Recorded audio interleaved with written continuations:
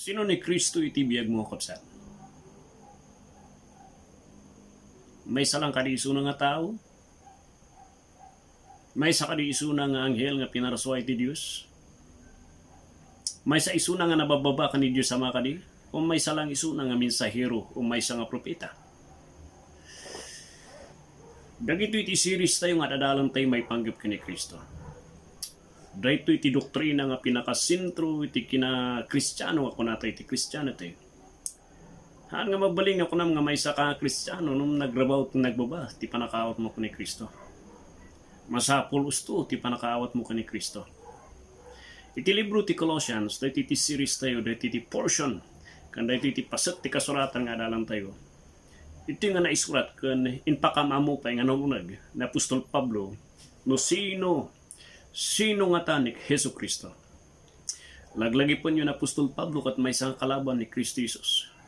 Lablabanan na iso ni Kristo Jesus hindi mo na. Panay pabalod, pinapatay na ni Stephen. Pabalod na dagiti tatao nga matilo na nga gaydayaw ka ni Kristo Jesus. Kan sinurot na pa iso da ingana dimteng de tiyempo. Gusto nga tiyempo kanal daw ni Apo Diyos. Natilo iso na. Iti grasya iti Diyos hana nga natarayan di jay. Nga na nagbalin iso na nga adipan kan may isa nga ministro kan apostol ni Hesus Kristo. Dati may isa nga kriminal, may isa nga kalaban kan kontrabida iti trabaho ti Diyos. Nagbalin iso na nga mensahero. Adipan kan apostol babawnan ni Hesus Kristo. Idata, napintas dito nga masapul nga maawatan tayo. Gapusta iti libro ti Colossians, dito iti church nga kaayayat na Apostol Pablo. Haan nga ni Apostol Pablo iti nangibangon dito ni simbahan. Ada iti maysa nga kakadwana nga bina-Bible study na di Ephesus. Di madama ti Bible study di Ephesus. Ada iti maysa nga tao dito'y bina-Bible study na. Nagawi diti Colossae and dito nga tsimpo. Naidanon ti mensahe iti panakaisalakan dito'y lugar iti Colossae. Nga nadimtang iti tsimpo, nabangon iti church. Kat kinakurang iti training kan panakaamo dito'y leader nga nang start nga agat atindar iti Bible study ni Apostol Pablo. Isuna iti nang address, isuna iti nang respond kan sinumbatan na dagiti saludsod, kan dagiti problema nga masangsango dagiti Kristiyano diti Colossae. So dito iti sitwasyon diti Colossians. Na manmano dito nga church. Kinagpaisuan na kay ayat na Apostol Pablo dito na church. Kumpara iti Galatians, iso na mismo tinang irugi iti trabaho ijay nga inusar iti Apo, manula nga bulan, tinmalikod iti Colossians. Diferensya diti Colossae, tahan nga iso na tinang ibangon nga nagtuloy da. Pinanak na kanda nga han nga sinsinan iti pamati da. Pinanak na kanda nga iti pamati da ka ni Kristo Jesus kat pudpudno. Iso nga no kitaan tayo kat ni. Diti mismo nga han nga inrugi iti adipan iti Apo, may isang apostol, iso pa lang tinagtuloy. Kasi iti nangyari diti Colossae. Iti Colossians may isang argumento nga naitag-ay dito nga naipresentar kat iti kinadiyos ni Kristo. Apay may salang kadiso na nga tao. May salang kadiso na nga nababang nga Diyos. Ta kuna dagiti Colossae, may salang ni Jesus dagiti mangi dandanong kadatay ti Diyos. Haan nga isuna laeng, may salang isuna, may sapay may sa isuna nga naingayon. Ingayon tayo tapno kompleton, tapno sigurado, haan lang nga isuna. So dahito iti pamati ti gnostiko nga adu iti wagas nga kunada nga makisao ni Apo Diyos iti tao nga baban iti anghel, baban iti tagtaginap, baban iti horoscope, baban iti sistema iti stars di tangatang. So dagiti ti rumrumuan nga pagbatbatayan dati pamati da handa nga patyen nga umanay ti sao ti Diyos, handa nga patyen nga umanay ti ebanghelyo ni Kristo Jesus, handa nga patyen nga ni Kristo Jesus ket umanay isuna iti kinadiyos ta. Complete ti kinadiyos na ni Kristo Jesus. Dahito iti may nga problema iti Colossae. Ngarod, dahito nga rason, iti Colossians chapter 1 verse 15, kalpasan nga inpresentar da nga ni Kristo Jesus kat isuna iti nang salbar kan kompleto nga makaisalakan kada tayo di verse 12, 13, 14, intag-ay na iti kinadiyos ni Kristo Jesus. Tapno makita dagiti Colossae nga daytoy nagbatayan iti pamati da nga nangisalakan kanyada nga nang ialis kanyada iti pagarian ti sipnget nga mapanda iti pagarian iti Dios kuna iti sa ti Apo tapno maawatan kan mapresyarda pa di ay in clarify pa ni Apostol Pablo nga daytoy nga mangisalakan nga daytoy hanlang ordinaryo nga nababa nga Dios no dikat Dios isuna nga equal kini Dios Ama. Kita nyo dito verse 15. Sino ni Kristo Jesus? Di verse 15 sinumbata na nga dagos dito eh. Not only yung verse 12, 13, 14 nga isuna ti mangisalakan, but he was presented as the image of the invisible God. Who is the image of the invisible God? The word nga image ijay kat importante lawon unay diay. Kahit nga sa the image nga dijay kat exact nga replica. Exact nga likeness. Noan niya ti ada kini Diyos Ama. Noan niya ti ada kini Diyos Ama nga han nga makita. Noan niya ti kapanunutan kung rikna na, kan anya ti panakabalin na, anya ti ada kanya na, galad na. Kuna iti sa ni Apo, he is the exact representative and he display, pakita na kada tayo no sino ni Diyos Ama. Iso no kayat mo nga mamamuan ni Diyos Ama, you just study nga naunag ni Christ Jesus, and by studying ni Jesus Christ, you will see who God the Father is. Because Jesus Christ is the exact replica, the exact likeness ni Diyos Ama. Walang sobra, walang labis, walang kulang. That is the point di ko na nga image of the invisible God. Who is Jesus?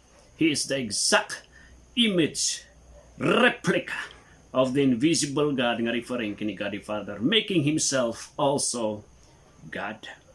Nalawag diay? Sumaronod yung second phrase na diay. The firstborn of all creation. Who is Jesus? Malaksid nga isuna iti exact nga replica iti ni Diyos Ama. He is also, kunana diay, the firstborn of all creation. Firstborn of all creation. Protokos is the Greek word na diay. No kung natin nga firstborn, haan manan nga di definition tayo iti igurot kan English dictionary pantay tarayan. Iti Greek Bible, iti Greek word kahit na nga sa wanda kat protokos or greatness. Kastoy tapno nalaka mawatan tayo. Iti Psalm chapter 89 verse 27 kuna ni Apo Diyos kini ni Apo nga ari nga David. I will make you the firstborn among all the kings and among all your brethren. No kita nyo diya, Psalm 89 verse 27. Psalm 89, and I will make him my firstborn, higher than the kings of the earth. Here is a promise and a covenant ni Apo Diyos kini David. When he said, I will make him my firstborn. Agure kayo. The firstborn ijay Colossians chapter 1 verse 16 nga diay kan itoy Psalm chapter 89 verse 27 kat parehas iti na. It is not referring iti first nga child or pinutot. It is not even referring iti kunata yung first nga creation. But rather this word is used na usar daytoy to display and to show us iti kangat ngato kan ranking ni Jesus Christ comparing to all the creation. Just like iti panakausar ni Apo Diyos kini David nga kunana, he called David, I will make him my firstborn. Abgore ka. Di ba nga firstborn nga anak ni Jesse, ni David? He was the iso natin burido, right? So nga din napan ni Samuel kat ni napan nakingita dagiti anak ni Jesse kat kuna ni Apo Diyos kanya na nga ada ti maysa nga anak ni Jesse kat isu ti agbaling nga ari. Apay awanan na yati anak mo kuna ni Samuel kani Jesse kat ada di maysa na mako expect possibly nga isu na ta buridok. Isu na ta dagiti isu na tag paspastor dagiti karnirok mabaling nga ipayam mo diay. He was the last dagiti kakabsat na. But at this moment in time, God made a statement that will shock. It will shock you, and probably it will shock a lot of people because God said He will become the firstborn. Hanakat na sawon nga nengneng ni Apo Diyos ti pangmanu isuna nga anak. Anak ka nga mo nga isuti buridak, ha nga diti point niya Apo Diyos. But he was saying, when he said firstborn, I will make him the greatest among all, higher than the kings of the earth. He was referring that this young man, who is the last nga anak ni Jesse, he may be the last, iti kakabsat na, but I'm going to make sure that he will be the highest among all the kings of the earth. And that is ti panakosar iti protocols or firstborn, the greatest. Hanakat na saun nga first nga anak, second nga anak, or third, or ranking nga first, second, third. Nung kunati sa nga pa nga firstborn, nga nausad ya 89, kan nausad matlang dito Colossians, kat he is the greatest among all because at the very beginning, he is the image of God. He is the exact representative that there is nothing, walang mas mataas sa kanya, walang awan iti banag nga adak ni Diyos Ama nga awan kanya na. He owns no anya ti adak ni Diyos Ama. The exact likeness. That is the point. And as a matter of evidence, kunana dito anya ti ebidensya that he is the greatest among all the creation, firstborn of all creation, verse 16, for by him were all things created that are in heaven and that are in earth, visible and invisible, whether they be thrones or dominions or principalities or powers, all things were created by him and for him. And I don't know why nga tartarayan dagiti daduma. Kunak ngard, I have been discussing diti maysa nga kunak apay nga tartarayan diti verses that talks about Jesus as the creator. In the book of Isaiah, nalawang ibagbagana that God the Father is also the creator. And has habang dumdumtong iti revelation, kunata di progressive revelation or makumkumplito ti panaka-explicar iti hul nga trabaho kung kinasasino ni Apo Dios. The Bible was completed, the disciples were called, and they have written. The Spirit of God used the disciples, apostles nga dagito nga maisurat iti Bible. The revelation na may panggap iti Dios, it was already complete by the old and the new. So you need to study the old and new as one. In the book ti Isaiah, it is referring ni Jesus Christ, ni God the Father is the creator. And the mystery ti Genesis 1:26 that when he said, let us make man, it was answered iti New Testament that sino ti kay historian ni Diyos Ama diay. May nga kay historian na diay kat ni Kristo Jesus. He is the creator of all things. So nga kunak kada kay Ephesians chapter 1 verse 11, ni Diyos Ama iti nagplano. By the counsel of his own will, he made a plan iti creation iti lubong. He made a decree concerning the creation, concerning the event, concerning iti mapasamak ti amamin. God the Father made a blueprint. Awan ti nag-advise kanya da, it is the product of his own will. Tinapasamak, so dijay, ni Diyos Ama is the planner, ni Kristo Jesus tinang-execute jay plan, nga dijay. Not because he is lower than him, but he has the same power as he is. He volunteered to be the executor of the plan ni Diyos Ama, ijay Ephesians 1:11.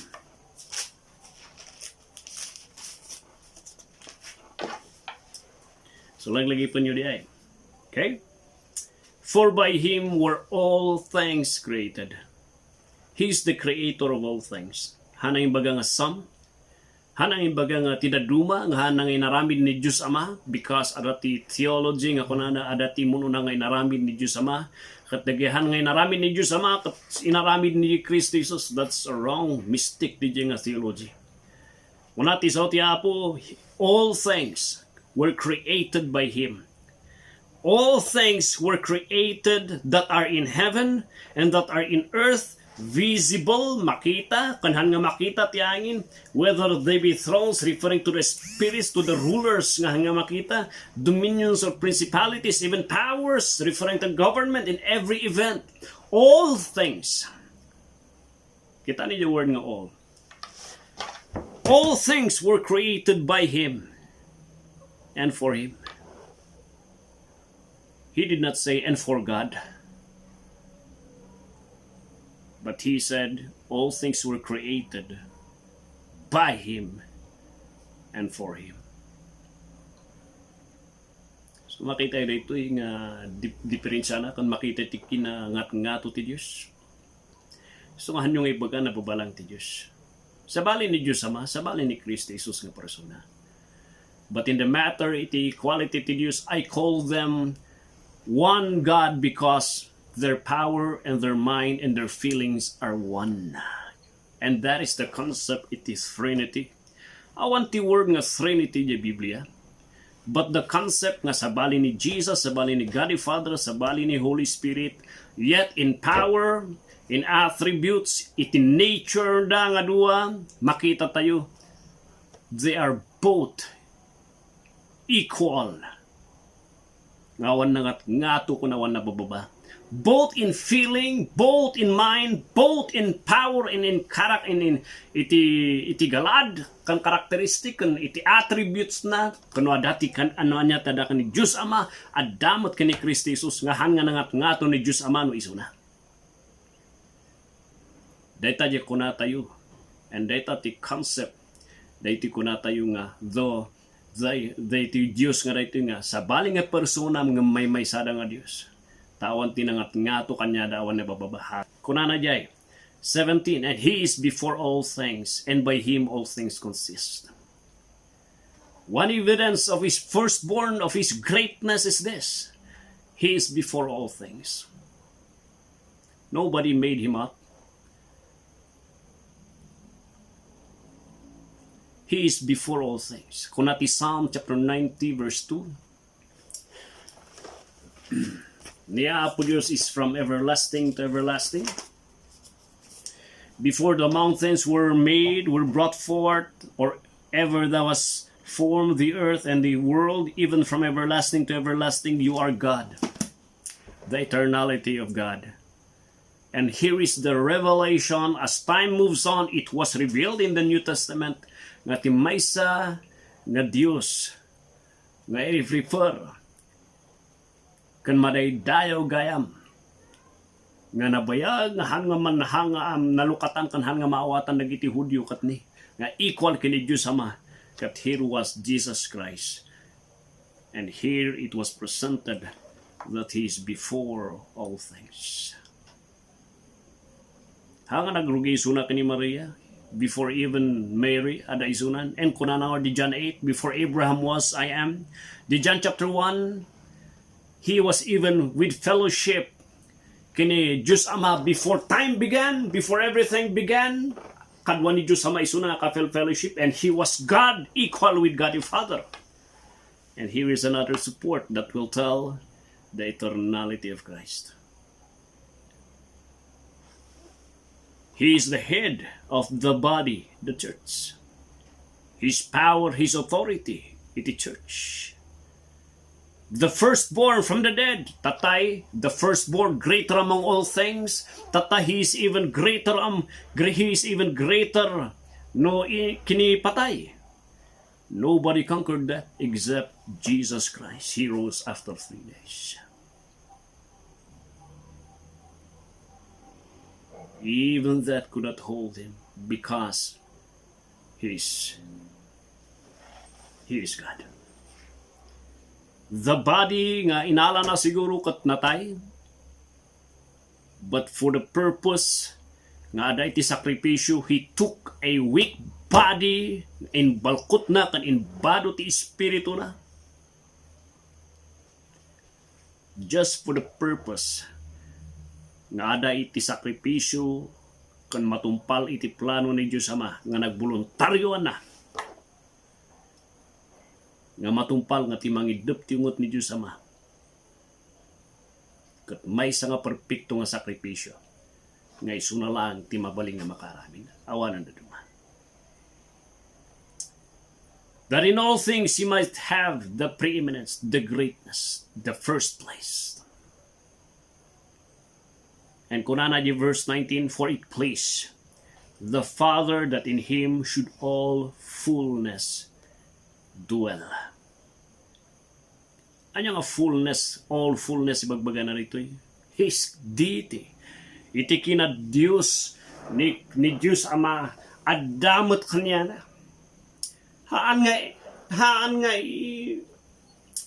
inimuna ni Diyos Ama nga ada ti parparehas na, nga parparehas na ti panakabalin. Isu ti kahit na nga sa 1 bersikulo. Uray ni Diyos Ama kat ada iti bendisyon na, kat ada ti approval na nga agpaiso. Dahito'y Jesus nga rito, kat He is greater among all and He is equal with me, my exact replica. And ako nga imunan di jay. Bilibak kidi ka niya na. Ta iti panggap ti panakay salakan nga pagtungtungtungan mi, nagboluntaryo isuna, nga nututusan, hang kamay karkari nga matay isuna. Nang kinayat na nga nagboluntaryo, hang ko, di pa nakaawat tayo di, kat inbaon ni Diyos Ama, kasi gamin di inbaon ngay. No, siyempre, no naibaon ka, nabababa ka. Laglagi pum, naibaon ni Kristo Jesus ta nagboluntaryo isuna. Isuti ko na ti Philippians chapter 2 verse 5. Nga uray no Dios isuna, kinayat na nga nagpaibaon, nagboluntaryo isuna, nga kinayat na nga may baon, nga matay, nga isuna iti agboluntaryo nga mangbaklay iti basal mo. And kunana na iti verse 19, for it pleased the Father that in him should all fullness dwell. The fullness of deity ti kina Dios kat ada kanya na. Ano pa iti pang kita ang ti bersikulo? Apay nga ibaba, ipay nga ibagang pailaan nga nababa ni Kristo Jesus. Gapos lang kani di nagbalinga, nabisin isuna jay. Talaga nga nabisin isuna because He added to Himself iti nature iti tao. Tapno matumpal iti plano ti panakaisalakan. For 33 years, pinadas na, rinik na han na nga in-exercise di kinadiyos na, nam kinayat na. Nga di 33 years nga di in withhold na ti panakabalin na nga Diyos, kat nalpas di jay, in-embrace na iti biyag iti tao, tapno isuna kat agbaling nga perpekto nga sakripisyo. Babaan iti lasag nga limitado, ti lasag nga nakapoy, kinayat na nga baduan iti manakabalin nga nature na. So nga panunutan na iti kapsat. And if this is not true, if the Father is not pleased kini Kristo Jesus, God the Father would not raise up a liar. And that is the reason why you can trust Him. Isu nga 12, 13, 14, isu na timang isalakan. Yes, isu na timang isalakan. And you can trust Him because He is God, equal with God the Father. He is the exact image of the invisible God. He is the firstborn, the greatest among all creation. The evidence, He is the Creator. He is also before all things. Before everything was made, He is before. He is the body, the head of the body, iti church. His authority, His power. And He is greater even iti patay. He conquered that. And who alone can conquer that? It is God.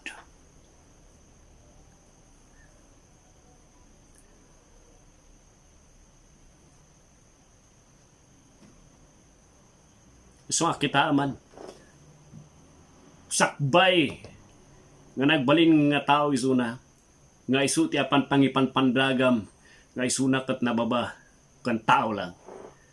Kita isuna idi that even before He became man, He is God. He is already God. But in the grace iti Dios nga plano ti panakaisalakan, He willingly took the form of a man. And if He is God, the exact replica ni Diyos Ama, and all the fullness ti kina Diyos, nga adaki ni Diyos Ama kat adamat kanya na, it dwells in Him. Ada kanya na. He did not just didiperis lang kat hanangan exercise for that 33 years, tapno matumpal ti plano ti panakaisalakan. And all the fullness of God is in Him, so you can trust your soul iti imana. And that is the reason nga kunak nga kamamin ano nga ibagbagak. Haan ka nga lugi. No talkam tinaramid ni Hesu Kristo ta itinangitalkan ti pamatim. Ket man nakabalin nga mangisalakan kan Dios. Haan nga sayang. God bless.